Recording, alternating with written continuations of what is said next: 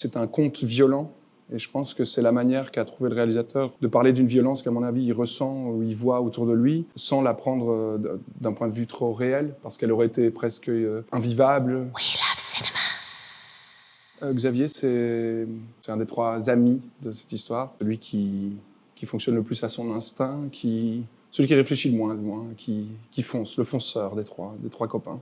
Là, ce qui m'a plu dans l'univers, déjà, c'est que je ne le connaissais pas du tout. Olivier, je le connaissais parce que j'avais vu ses films, mais c'est l'univers du film, le thème du film que je ne connaissais pas. On dit souvent qu'on fait des films pour trouver des réponses. Cette idée de savoir à quel point on pouvait faire justice soi-même, comment l'émotionnel, se confronter à l'éthique, à la morale, m'intéressait et j'avais envie de savoir si le film pouvait répondre à ces questions. Où s'arrête la morale quand on est touché dans sa chair? Où s'arrête l'éthique quand les choses qu'on a en face de soi sont inacceptables? Si ce film peut répondre, cette aventure peut un tout petit peu commencer à répondre à ces questions, je trouvais ça intéressant d'y participer. J'ai préparé ce tournage vraiment plus sur Xavier, sur sa nature, et sa manière animale de se confronter aux situations. C'est quand même quelqu'un qui a du mal à trouver les mots toujours pour exprimer ce qu'il ressent et c'est pour ça qu'il traduit souvent dans des émotions qui sont direct. On a rarement de doute entre ce qu'il fait et ce qu'il pense. Et donc du coup, j'ai essayé d'approcher le texte comme ça, en essayant d'y plaquer une émotion directe par rapport à ce que la phrase racontait, ou en tout cas à ce que la scène racontait sur ce qu'il disait, en essayant de trouver des émotions qui collaient tout de suite au dialogue.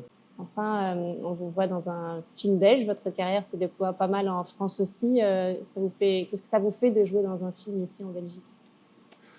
C'est chouette en fait, c'est marrant. C'est sûr que quand on est plus jeune, on a tendance à voir l'idée de faire un film en Belgique un peu comme un échec. On a l'impression que la Belgique n'a pas cette aura que la France peut apporter dans ses films. Et donc du coup, on a l'impression que faire un film en Belgique, c'est un départ un peu à demi-teinte. Mais je me suis un peu apaisé à ce niveau-là. Mes ambitions sont surtout de participer à des choses intéressantes, qui me nourrissent et qui me donnent toujours l'envie de ne pas perdre ce désir du métier et de faire ce qu'on fait.